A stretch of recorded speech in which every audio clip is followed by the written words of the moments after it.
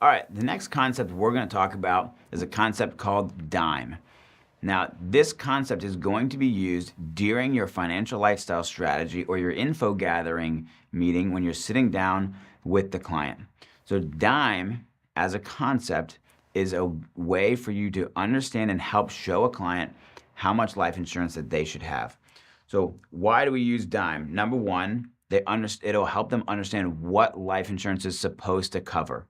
Okay, so we'll follow the acronym DIME here in just a second so that we can see specifically and show that client what they should have their life insurance covering them for.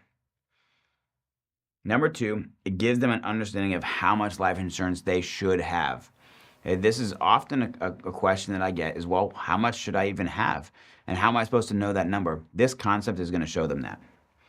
The other thing that it does is it pre-closes the client. So what that means is because you're now showing them how much life insurance that they're supposed to have, it will predispose them to make a decision with you when you come back and show them a life insurance solution that meets the exact need that you already talked about during the info gathering meeting.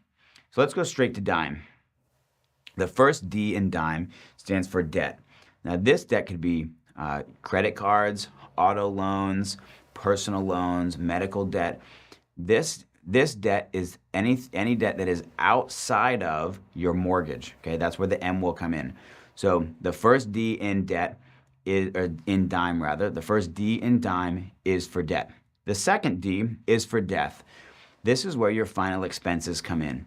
So life insurance is supposed to help cover any final expenses that are needed for somebody's memorial service, for burial, and things of that nature.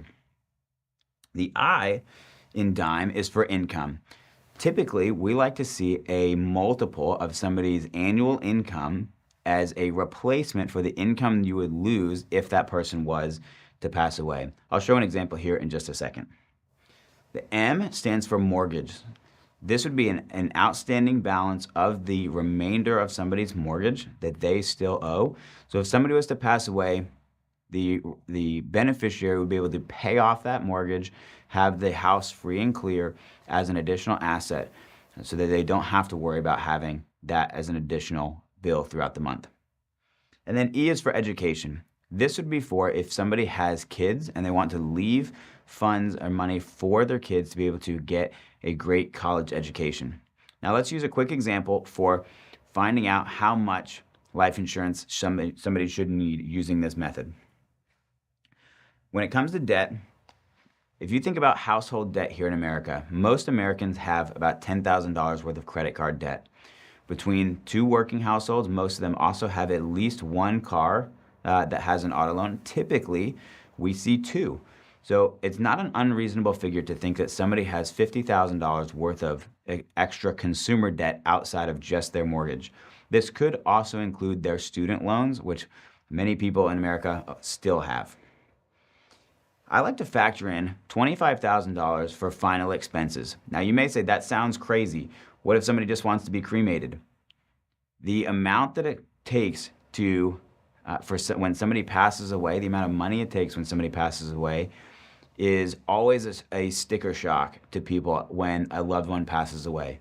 Whether that be they needed a ride in an ambulance to the hospital, they needed time at the hospital before passing away to make them comfortable, doing a memorial service, having a funeral, whatever that may be, $25,000 is a great figure to put in there just to cover the final expenses. Now, I'm going to use some round numbers here. Let's assume you have a family that's making $100,000 of combined household income, and you wanted to replace that income for 2 years. Now, this would be on the low side. I would typically recommend 3 to 5 years worth of income, but just for this example's sake, to keep round numbers, let's use $100,000, and we want to replace that for 2 years. So that would be $200,000 worth of income to replace. Now, let's say this family also has a mortgage. $300,000 remaining on a mortgage, and you would want to factor that in as the amount that you want the life insurance to cover.